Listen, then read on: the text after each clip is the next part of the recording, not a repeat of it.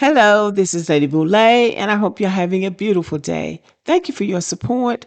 Thank you for subscribing to the channel. Thank you for your comments, and thank you for your thumbs up. Thank you for all you do to support the channel.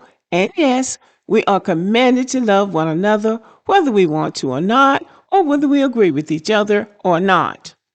And I want to shout out Renee Burns, Tracy Clark, Suzanne, Missy Colson, Lyrics Psalms, Michelle Gresham, Smart Chick, and Clever Girl Reads. Thank you very much for supporting the channel. Delineation is taking a toll on some of these immigrants. There is a saying that you don't miss your water till your well runs dry.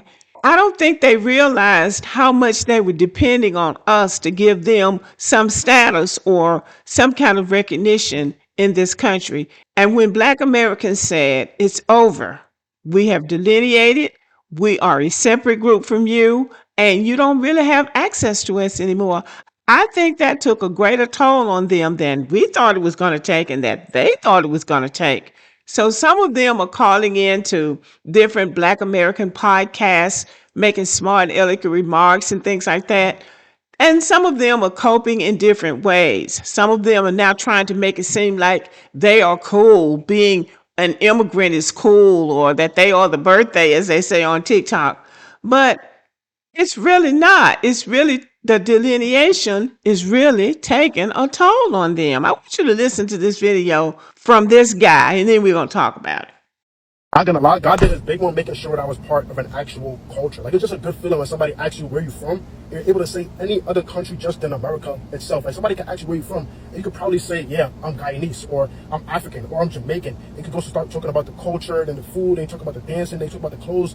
When you're in America and somebody asks you where you're from, and you say Guyanese or Jamaican or Haitian or whatever, you just defined yourself as an immigrant. So then you could have a conversation about, well, did you come to America as a refugee?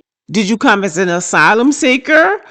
Are you legal? That could be the conversation. It's not about your dance or your food, because nobody is interested in your dance or your food or anything that you're talking about.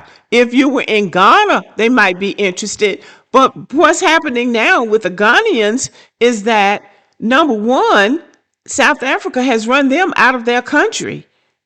And America is getting as many of them out of this country as they can. So I don't even know what he's talking about. Other than that, he's trying to make being an immigrant sound interesting when it's not.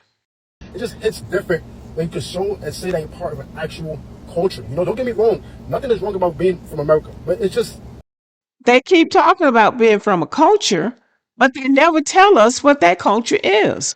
We know that they eat fufu, the Ghanaians, and I think they all eat jollof rice. So that's the food and bushmeat. So what is it that we're missing here? I'm trying to find out what we're missing from their culture, because we don't ever really find out what their culture is because they're too busy copying what we do. I would love to see their culture. I would love to know what their culture is. I have heard a number of Black Americans who have gone to Africa, and they're trying to find out what the culture is, and the people are dressing like Black Americans, they're dancing like Black Americans, they're listening to Black American music, and then they ask the Africans, well, where is the culture? Where's the culture we're talking about? Well, it's out in the country somewhere. And then they go out to the villages in the country and see what they're doing. They're cooking outside and the new usual stuff that you see on TV. And then the Africans will accuse them of making fun of them. So I want to know what the culture is. They keep talking about culture. What the hell is your culture? And then they'll start talking about, well, we have our own language. And I heard a Black American talking to an African about the language. He says, well, that language you have, first of all, it doesn't have that many words, and you're using it, the English alphabet, to write your names. You didn't even have a last name until the white man came to Africa. Will you stop playing with us already? Boring. Like, to say, hey, yeah, I'm from America. Like, there's no vim, there's no energy, there's no excitement with it. Like, what language do you speak? Oh, we speak English. It just sounds, ugh. But to say that you're African, or to say that you're Ghanaian or Nigerian, to say that you're Jamaican, like, have you ever seen two Jamaicans meet? Like, one more play from Jamaica? Like, it's just, the energy is just there. Like, the energy is just there. But when two Americans meet, it's like, Well, if they've got that much energy, they're using it in the wrong place. They could use that energy in Jamaica and Nigeria and Ghana and any of the other places that they've run from. Those people in their homeland could use all of that energy.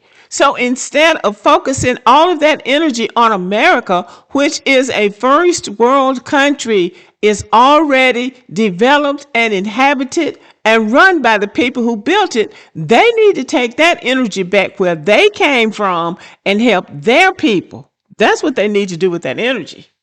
oh, you're American, or American to what states? Like, but when two Nigerians meet, oh, you're from Igbo, like, you're about, oh, like, the energy is just there, the village is just there. You start smiling, you start talking about the places back home, you start talking about the culture, you start talking about the food, like, everything just hits different when you're part of a culture. Like, God did this big one making sure that I was Ghanaian. I'm African, I'm Ghanaian.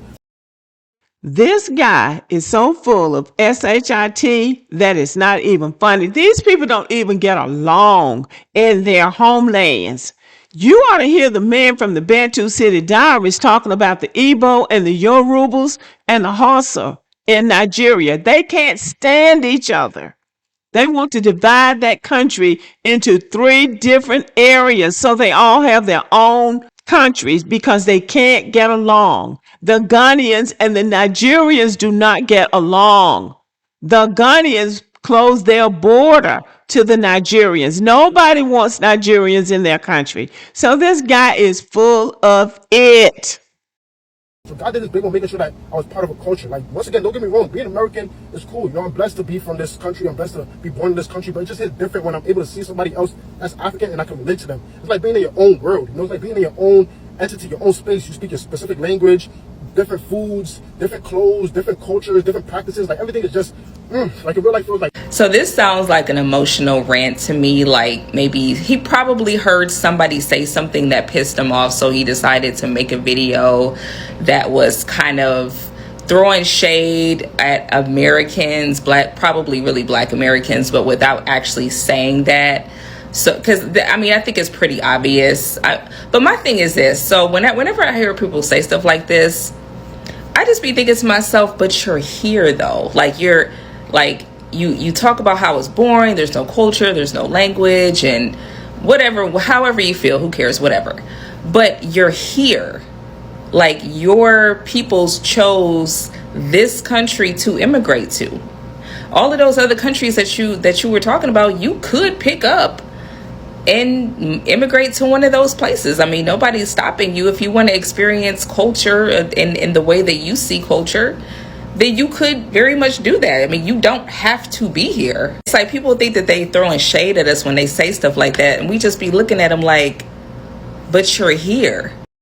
I agree 100% with Rachel Lynn. He could pick up today and go to any of those countries where he think the culture is so exciting and the food is so exciting and this is so exciting, and nobody in America would miss him because he's not an essential part of this country. He's trying to convince himself that he's cool, that he's relevant, that he's from a superior culture, and everybody who is not American is from a superior culture, which is childish. He's performing confidence that he doesn't have, and he's projecting excitement he doesn't feel.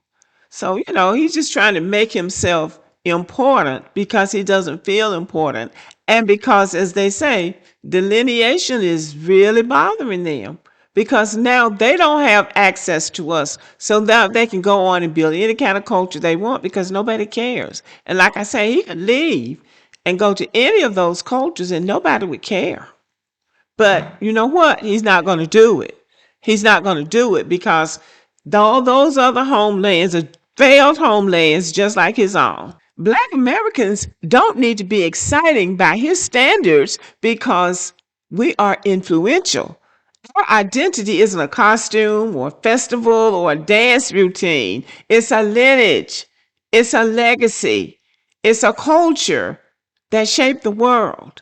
And if that's boring to him, that says more about his insecurity than it says about us. And it also says he's responding to the fact that he doesn't have access to this culture like he used to.